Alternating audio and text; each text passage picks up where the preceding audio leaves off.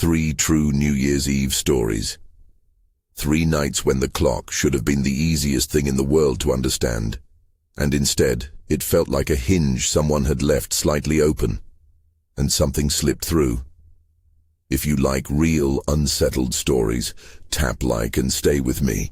The first one is about a road, a knife, and a choice I have punished myself for ever since. It was late, the kind of late that feels like its own weather. We left a friend's place in the East Village sometime after midnight, New Year's Eve folding into January like a paper airplane that wouldn't stop. Duda was in the passenger seat. She always sat there, one arm slung over the back of the seat like she owned the road. The city had been loud and sticky with party noise. Now it was whisper thin. The heater was on, the radio muted, and there was that weird, clear feeling of being the only alive things on a stretch of street. The roads were slick. There had been a light freeze, the kind that makes puddles turn into glass. I remember how the headlights made long white teeth in the black, how the lane markings seemed to vanish under the sheen. We were driving slow enough, or so I told myself later. I drove like someone who knew better but was being lazy about it. Then I saw her. She was standing in the middle of the road like she belonged there. A woman in a thin shirt, hair plastered to her scalp from the cold, holding a kitchen knife. That's what it looked like at first. The shape of a knife. The glint. An ordinary thing doing an impossible job in the wrong place. She wasn't waving us over. She wasn't calling. She was simply there, as if the road had produced her. My first thought was that she was hallucinating, or that someone had put her there as a stupid dare. My second thought was, stupidly, that I couldn't stop. The car swooped wide to avoid hitting her. The back end came out on the ice, and for a second everything turned slow and bright. My chest, Duda's small laugh that didn't sound like a laugh, the steering wheel sliding under my hands. She lunged. She moved so fast in that instant that it felt like the world had tilted. She reached for the hood and clung there like she wanted it to be the last thing on earth that would hold her up. There was a sound, a ripping, a staccato on the glass, something that wasn't the wind. She was stabbing at the windshield. The blade struck the glass 3, maybe 4 times. I remember thinking, in a very precise, stupid way, about how fragile that glass was and how little it had to do with the rest of our lives. The windshield spiderwebbed in an hourglass pattern, a fracture that ran right through the world you were used to seeing. She fell off, or she slid off, or she chose to drop.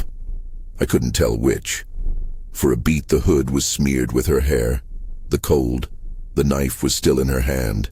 But then she was on the black, and we were driving away. Duda didn't scream. She made a low, small sound and told me to go. I floored it. I know what people say you should do. Call the police, check for a pulse, wait for an ambulance. Maybe something in me wanted to do those things. Maybe I was scared. Maybe I thought we were being set up.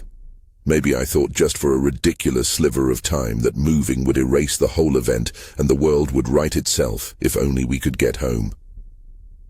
We drove away. We didn't call the police. We put Duda's jacket over the dent where her sleeve had tracked blood. I say blood, as if I know what it was, as if I could honestly tell you. And we went to a 24-hour diner until it felt like we had stopped trembling. The car had a long, jagged crack across the windshield when we finally examined it in daylight. The hood had a smear.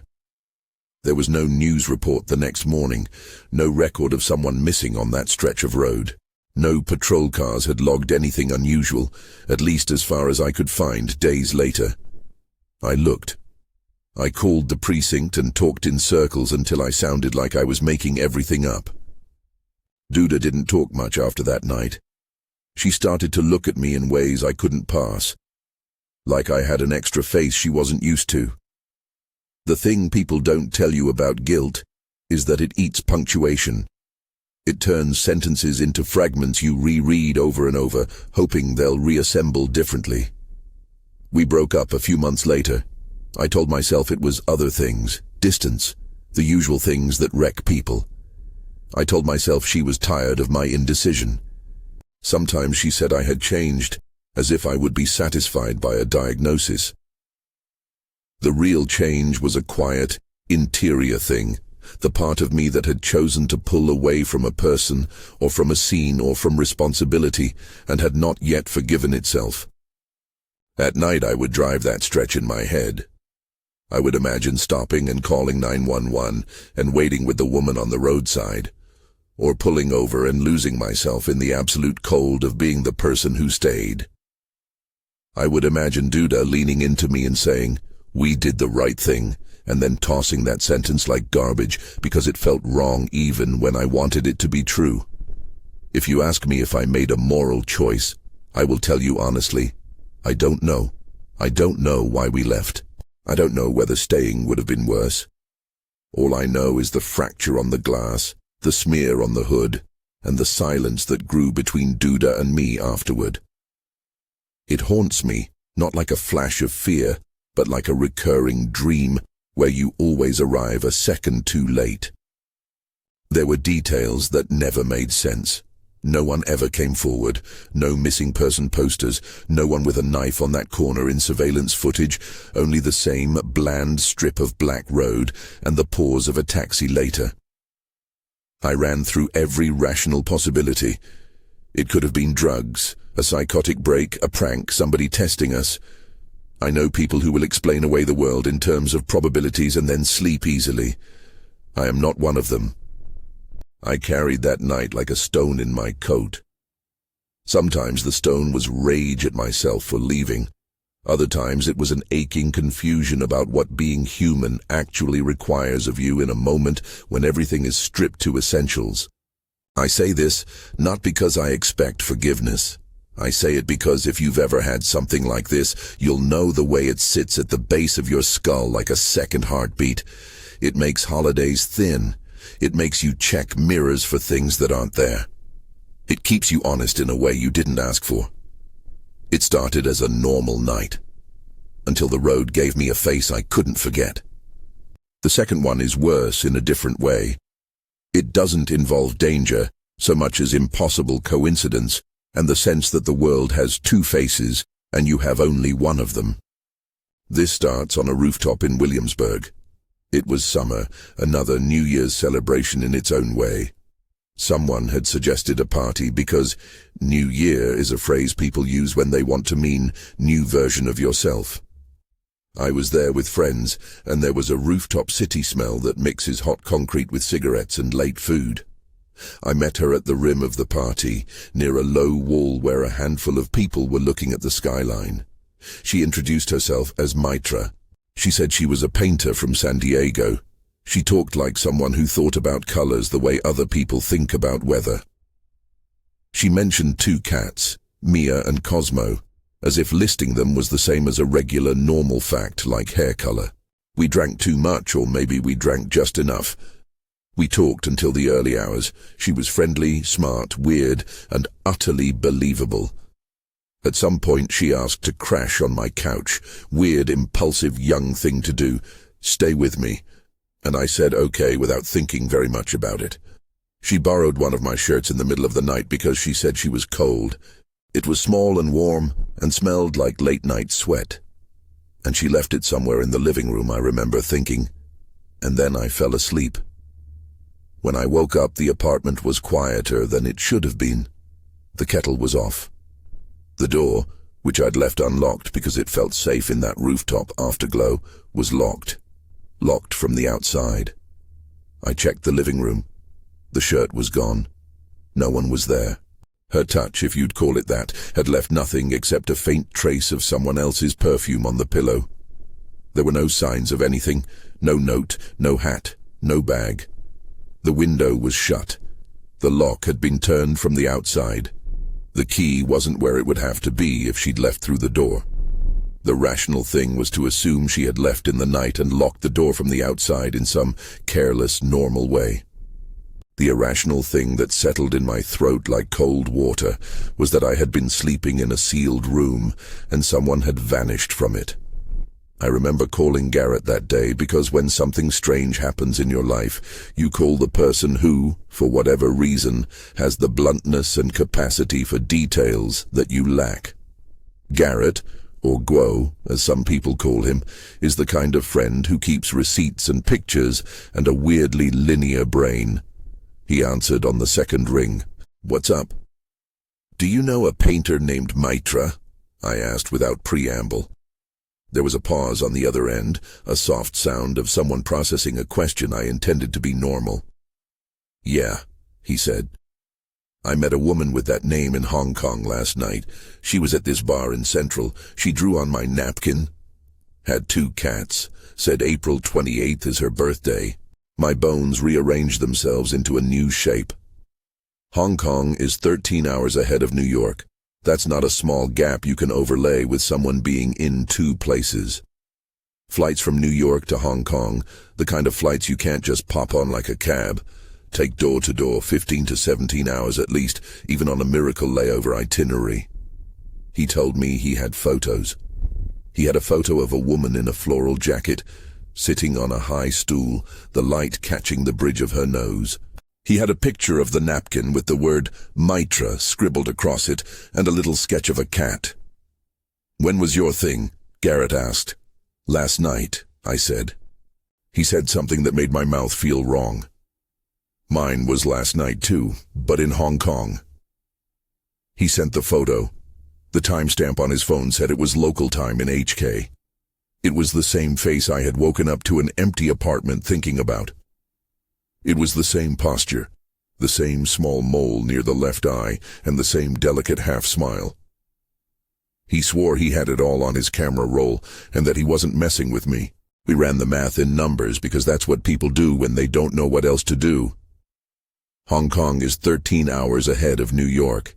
If she was on a rooftop in Williamsburg, she couldn't have also been at a bar in Central on the same calendar day without some physics-defying explanation or a private jet and a time machine.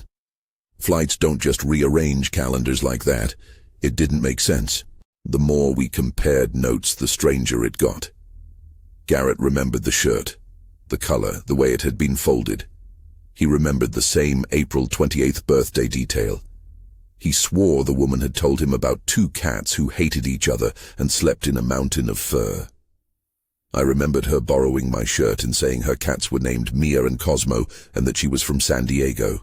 Both of us remembered a small silver ring on her left thumb and an old scar behind the right ear that looked like a paper cut. Garrett had a picture with the scar visible. It matched. We tried to be reasonable about it. "Maybe she flew," we said.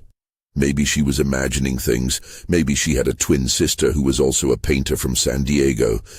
Maybe somebody had invented an identity that people leaned into. Maybe we were wrong about months, times, the way a drunk person is wrong about distances. Garrett showed me flight logs, flight durations, everything you could want to prove a human being normal. The numbers would not fit. I went back to the apartment twice after that. I looked at the lock like a riddle. I asked neighbors if anyone had seen a woman with paint on her hands leaving in the night. No one had. I checked my phone for messages I might have slept through. There was nothing. Weeks folded into months, and the thing became a private obsession. You acquire a new kind of loneliness when a strange event sits in your life and refuses to be explained. You realize how much of being adult is the ability to file an event away in a labeled box and then close the lid. I couldn't. I kept the pictures Garrett sent. I would scroll them at weird times and try to catch some clue, a coffee stain or a sticker in the background. It became impossible not to notice how often my breath caught at the same small details we both remembered, because it suggested that the memory was not just memory, but shared evidence of something else. What was maddening was that there was no body, no scene to investigate, no person left behind to ask whether they had a legitimate passport and a suspicious double life. The woman who'd slept on my couch, if indeed it had been the same person who'd sat on the stool in Hong Kong, had vanished like a punctuation mark removed from a sentence. The hole in the narrative was bigger than the people who wanted to fill it. Years later, when I've told the story at parties, or to people who like the frisson of an uncanny tale, someone always insists that it's a case of mistaken identity or a con. The charitable reading, certainly, is that my brain stitched together comfortable coincidences into a pattern that had no real thread. But the details line up too neatly. 2 cats with the same absurd names, the odd April 28th birthday, the scar, the ring on the thumb, Garrett's photographs. I am not prone to embellishment. Those who know me know I'm embarrassingly literal about facts. Still, when every explanation you reach for feels like a glove you can't get on your hand, you start to notice the little things that make no sense, and you give them too much weight. It's possible that a dozen rational things combined into something that felt supernatural. It's also possible that something else is true, something we don't have the language for and would probably prefer not to invent names for. You won't believe the coincidence until I tell you the math. My dad told me the third one, the one about the lake, and he told it like a lesson and a warning. He told it over coffee in a kitchen that smelled like burnt toast and old wood, his voice doing that thing it does when it's carrying a memory it can't unload. Unlike the other two, this wasn't something I lived through. It was something I inherited. He was in Vermont with a friend, Victor, and Victor's wife, Lisa. They'd rented a small lodge out by a frozen lake, the sort of place where New Year's Eve means everyone goes outside at midnight with a thermos, and the moon is wide and stupidly honest. The men had been drinking, nothing heavy, more like filling up background noise so that the cold would have a soundtrack. The lake was flat as glass, and a knobby skin of ice had formed over it. Several feet deep, a place boys in the town thought of as a challenge, and men thought of as scenery. The 3 of them walked out that night, more to look than to be anywhere in particular. The stars were sharp and the air was thin enough that it made your teeth ache. Then, low over the ice, came a flash. A bright, ground-level flash that felt like someone had torn open the night for a second. It wasn't thunderous, which is part of what made it so unnatural. It was a clean, surgical light that hung at a height where the trees' tips usually were. The light didn't emanate from anything they could see. It just opened. After the flash came a child's voice. Not across the phone, not over a radio, directly audible, the word help carried across the lake like a stone skipping on heavy glass. The sound of footsteps on brittle snow. Victor, who was younger, took off onto the ice without thinking. The dad and his friend followed. They could see, a distance away, a small figure, pale and alone on the white. And then the light came again. This time, when it struck, it had a quality that made it impossible to look at. The world shut down to a single pinhole of unbearable brightness. They described afterward how it felt physically like someone had poured fire under their skulls. It didn't last long, but it obliterated enough of their sight that when they staggered, the boy was gone. After that, everything got edged. They heard laughter in the trees that wasn't any child they'd ever heard before, the high, empty sound of a thing gone wrong. They went back to the lodge, and there, at an upstairs window, they saw a small face looking out for a second and then gone. The window was on the 2nd floor. The lodge had closed shutters. The room was empty. They checked the area until their feet hurt, calling out until their voices knotted. No footprints led away from the patch of ice where they'd seen the boy. No footprints led to the lodge. It was as if the air itself had been rearranged. They left in the morning. The town was strange about it afterward. Polite, quiet, the way a small place is when it wants to pretend it doesn't have a secret.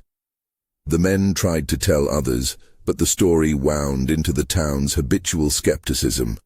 Maybe it was a trick of light, a hallucination on the edge of booze and cold. Maybe a child had skated out, then hidden. Maybe someone was pulling a long prank.